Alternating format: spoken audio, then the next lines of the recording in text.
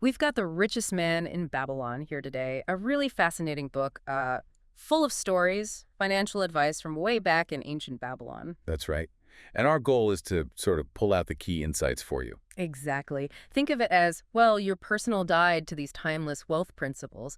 Without having to read through all the ancient language yourself, we're looking for those core aha moments. Yeah, we'll be looking at tales of chariot builders, gold lenders, digging into these laws of gold, and really aiming to give you practical financial knowledge that honestly still holds up today. Okay, great. So let's get right into it. The book kicks off with a character named Bansir. He's a chariot builder in Babylon. Right. Skilled craftsman. Totally. Puts in the hours, does good work, but he's feeling pretty down. Yeah, he looks around and sees others getting wealthier while he feels like he's got, well, very little to show for all that hard work. It's a feeling a lot of people can relate to, I think. That sense of working diligently, but, not seeing the financial progress you expect. The source text really paints a picture of his daily grind and that mounting frustration. And it's not just him. His friend Kabi, who's a musician, Yeah, Scobie. he's in the same situation, earning money, presumably, but his purse is always empty, too. They both have this feeling of working hard, but just not getting ahead. And what's interesting is they don't just accept it. They actually start asking why. Why are some people wealthy and we're not? That's a key step, isn't it? That desire to understand. Absolutely. The book Yeah. highlights that wanting that knowledge is crucial. Bansir has this moment where he realizes, look, we're good at building chariots, we're good at making music, Mm, but we haven't actually learned how to get gold, how to keep it. exactly. It's not about lack of effort. It's about a lack of specific financial knowledge. That's the realization, And recognizing that is what pushes them to seek out someone who does have that knowledge. which leads them to Arcad. Right. An old friend, apparently, who's somehow become the richest man in all of Babylon. And the book makes a point that he's known not just for being rich, but also for being wise and generous with his knowledge. He's not hoarding secrets. No, not at all. Yeah. Which suggests this idea that financial success isn't necessarily, a zero-sum game. There's enough wisdom to go around. So Bansir and Kabi go to him, and they basically ask, look, Arkad, we work really hard. Why don't we have more to show for it? It's such a fundamental question, isn't it? Just as relevant now. And that's where Arkad starts laying out his financial wisdom, these 7 cures for a lean purse, as the book calls them. Starting with a really foundational one. Yeah, Arkad asks Bansir, okay, of all the money you earn, how much do you actually keep? And Bansir has this moment of realization. He keeps nothing. It all just flows out again. Expenses, living, gone. It really hits home that just earning isn't the same as building wealth. So Arkad's first cure. Simple, but powerful.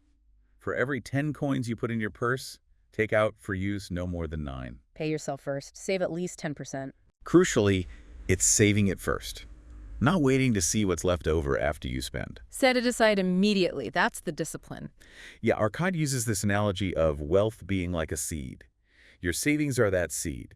You have to plant it and nurture it for it to grow. That first coin saved is the start. Okay, so you save that 10%, but that's not the whole story, right? Because you could save 10% and still overspend the other 90. Exactly. So the second cure is about controlling your expenditures, managing the 90%. This is basically budgeting, isn't it? Pretty much. Though Arcad puts it as, budget thy expenses that thou mayest have coins to pay for thy necessities, to pay for thy enjoyments, and to gratify thy worthwhile desires without spending more than 9/10 of thy earnings. So figure out what's essential, what's a genuine enjoyment, and what's just waste. Right. Differentiating needs from wants, or maybe necessary wants from frivolous desires. It means really looking at your spending habits. Studying where the money goes, cutting back on things that don't really add value. It takes some self-awareness, some honesty about your habits. It's not about total deprivation, but about making conscious choices. Okay, makes sense. So, cure 1, save 10%. Cure 2, control the other 90%. What's cure 3? Cure 3 is about making that saved gold work for you, making it multiply. Ah, investing. Exactly. Arcad says, put each piece of gold to labor so that it may reproduce its kind, and bring in revenue, a stream of wealth that shall flow constantly into thy purse. Like his analogy of flocks multiplying in the field, your money should be breeding more money. It's the core idea of compound growth, getting your money to generate returns, which then generate their own returns. Even small amounts, started early, can grow significantly over time. It's amazing how powerful that is. The book mentions Arkad's own early experience here, right? Something about jewels? Yes, he gave his early savings to a brickmaker, Alchemist, to buy jewels. But the brickmaker wasn't an expert in jewels. Okay, so it didn't go well initially. Well, the first time, the brickmaker bought worthless bits of glass because he didn't know any better. Arkad learned a lesson there, but the idea was sound. Make your money work. He just needed better execution. Which leads nicely into the fourth cure, doesn't it? Guarding your treasures from loss. Precisely. Saving and wanting to invest isn't enough if you lose it all through bad decisions. Arkad warns against trusting your own inexperience. He stresses seeking advice from people who actually know what they're doing with money. People wise in its handling, as the book says. He learned that the hard way with the worthless jewels. That cautionary tale really drives it home. Seek wise counsel. Don't give your money to a brickmaker to buy jewels, basically. Unless maybe he's also a secret jewel expert, which seems unlikely. Probably not. Okay, so protect your principal, seek good advice. What's the fifth cure? The fifth cure is about making your dwelling a profitable investment, essentially owning your own home. Interesting. Why is that considered a cure for a lean purse? Well, Arkad argues there's an emotional benefit. A man's heart is made glad if he owns his home. More pride, more effort in life. Okay, but financially? Financially, it replaces rent, often a major expense, with mortgage payments that build equity over time. It provides stability and can be a solid long-term asset. So it reduces ongoing costs and builds wealth in the form of property. Makes sense. Right. It's about building that stable foundation. Okay, cure 6. This one looks further ahead. Ensure a future income.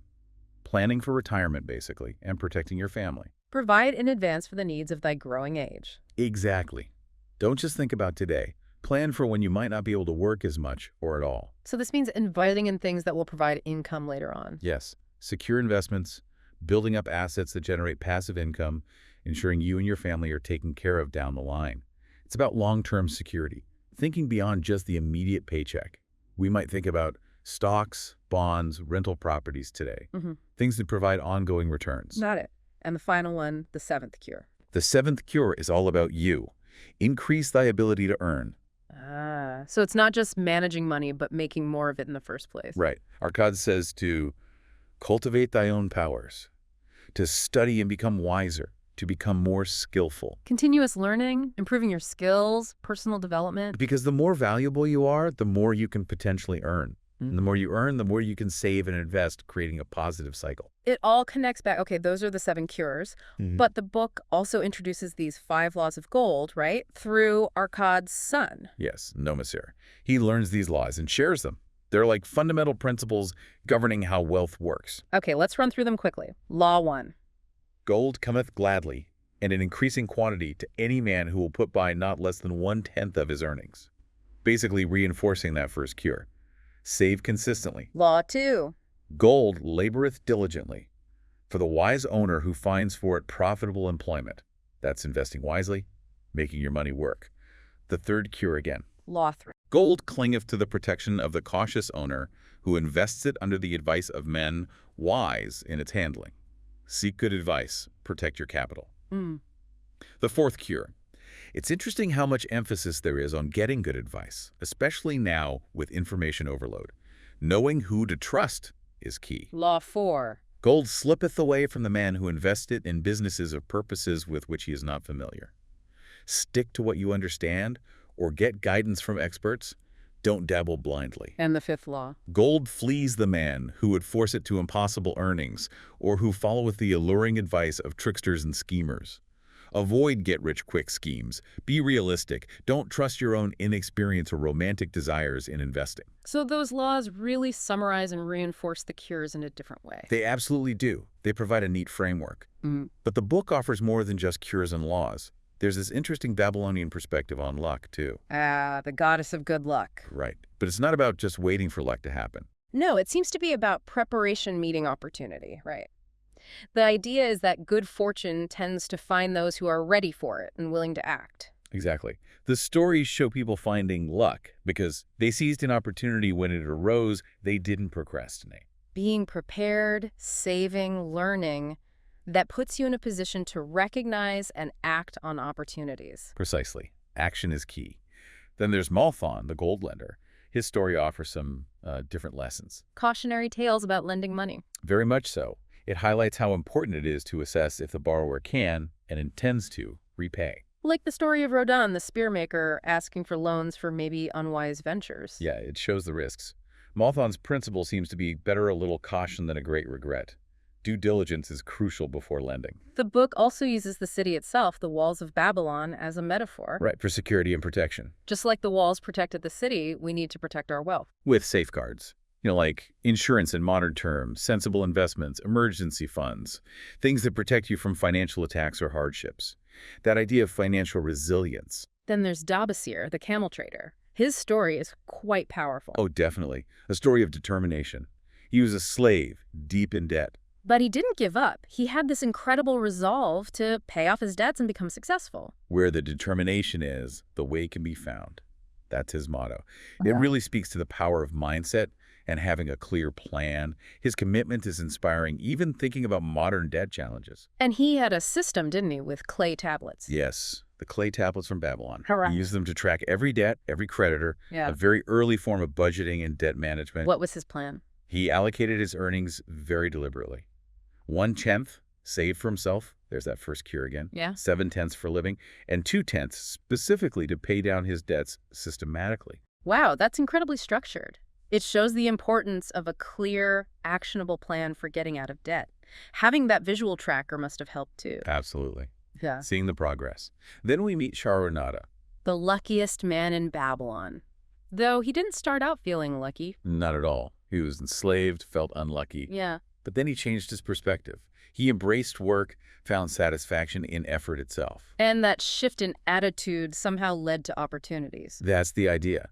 That consistent effort and a positive work ethic can actually create what looks like luck. It puts you in the right place with the right skills and attitude when chances appear. Fascinating. Finally, the book wraps up with a bit of history about Babylon itself. Yeah, a historical sketch of Babylon. It provides context. Reminding us that this was a real place, a wealthy, advanced civilization. Known for engineering, trade, wealth. It adds weight to the idea that these financial principles, born in such a successful place, might actually be timeless. And the mention of actual clay tablets for record-keeping connects back to Dabasir's story. It grounds the advice in that historical reality. It really does. Okay, so wrapping this deep dive up, let's quickly recap the big takeaways from The Richest Man in Babylon. Well, first and foremost, that principle of paying yourself first, saving at least 10%.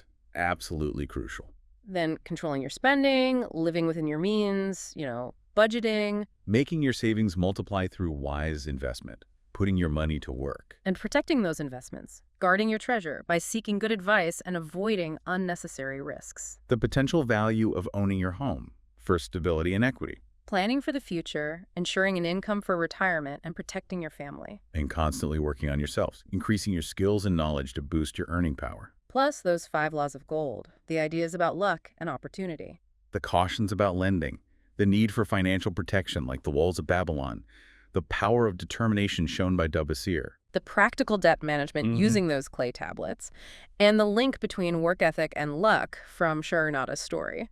It's a surprisingly comprehensive set of principles, it's all stemming from ancient Babylon, but remarkably relevant today. Absolutely timeless wisdom for building financial well-being. For sure. So maybe a final thought for you listening. Thinking about all these ancient ideas, which one feels like it could make the biggest difference for you right now? That's a good question. And maybe more importantly, what's one small thing, just one tiny step you could actually do today to start putting that principle into practice? Something to think about.